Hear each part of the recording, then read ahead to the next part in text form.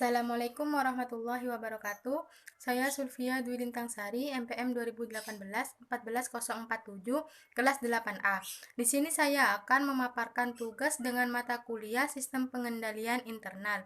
Tugas yang akan saya paparkan yaitu mengidentifikasi jurnal yang saya peroleh dalam poin-poin berikut.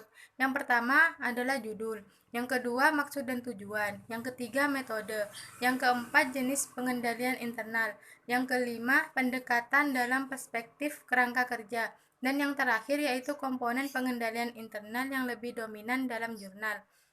Baik, dari poin yang pertama yaitu judul. Judul jurnal yang saya peroleh adalah efektivitas sistem pengendalian intern dalam mencegah kecurangan di perusahaan daerah. Pada poin yang kedua yaitu maksud dan tujuan. Maksud dari jurnal ini adalah dalam pengendalian suatu sistem manajemen, kecurangan dipengaruhi oleh ada atau tidaknya kesempatan atau peluang. Salah satu penyebab dari banyaknya kecurangan yang terjadi dikarenakan masih rendahnya pengendalian internal serta kurang maksimalnya fungsi pengawasan.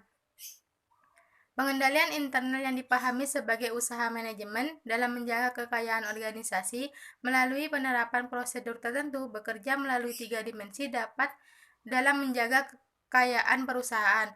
Pengendalian internal yang baik dan disertai praktek-praktek yang sehat dalam tata kelola keuangan akan menjaga kekayaan perusahaan secara preventif, detektif, dan korektif.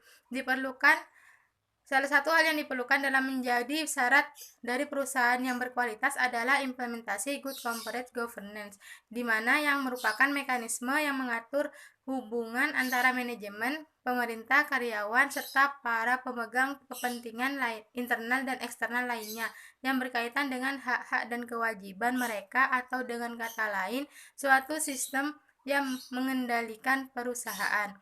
Perusahaan Daerah Air Minum Tirta Kahuripan Kabupaten Bogor yang dikenal sebagai perusahaan daerah dituntut untuk selalu profesional karena wajib menjalankan fungsinya sebagai perusahaan yang produktif.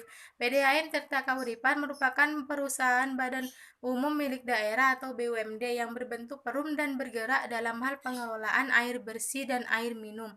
Laporan yang dibuat oleh perusahaan setiap akhir tahun adalah laporan kinerja yang di dalamnya terdapat laporan keuangan perusahaan.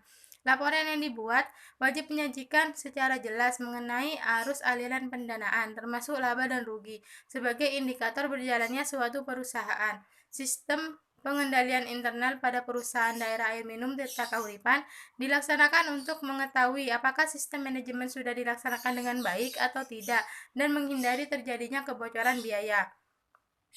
Tujuan dari jurnal tersebut adalah untuk mengetahui bagaimana efektivitas sistem pengendalian intern dalam mencegah kecurangan di perusahaan daerah, di mana sistem pengendalian intern dalam PDAM Tirta Kahuripan dilaksanakan untuk memonitor dan mengevaluasi sistem manajemen bekerja dengan baik atau tidak, serta untuk menghindari adanya kebocoran dana dari hasil kecurangan yang dilakukan oleh oknum tertentu. Pada poin yang ketiga yaitu metode. Metode yang diterapkan dalam jurnal ini adalah metode deskriptif kualitatif, fokus pada penjabaran hasil observasi dari sumber. Metode kualitatif yang diterapkan menggunakan teknik pengumpulan data yang dilakukan melalui observasi dan wawancara. Pada poin yang keempat, yaitu jenis pengendalian internal yang digunakan. Pada jurnal ini, jenis pengendalian yang digunakan adalah detektif, preventif, directive, and corrective control activities. Artinya aktivitas pengendalian yang dirancang untuk mendeteksi resiko, mengelola resiko, dan mengoreksi kesalahan akibat terjadinya risiko.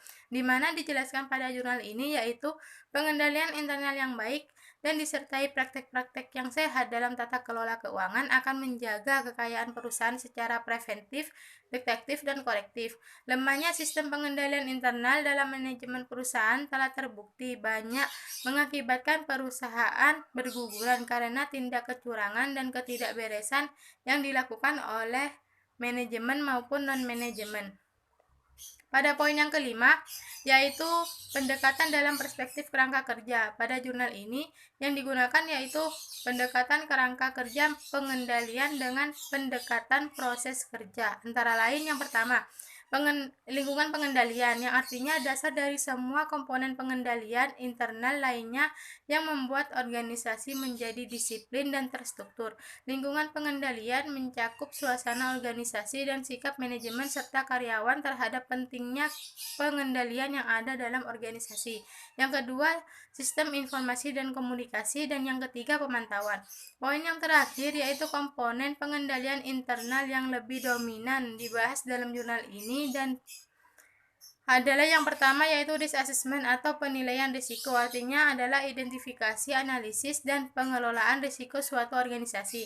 Yang kedua yaitu monitoring atau pengawasan, artinya proses untuk menilai kualitas kinerja pengendalian internal suatu organisasi. Dan yang ketiga yaitu information and communication, yang artinya di mana manajemen dapat menggunakan informasi untuk menilai standar eksternal, dan pada komunikasi melibatkan penyediaan suatu pemahaman yang jelas mengenai peran dan tanggung jawab individu berhubungan dengan pengendalian internal atas pelaporan keuangan.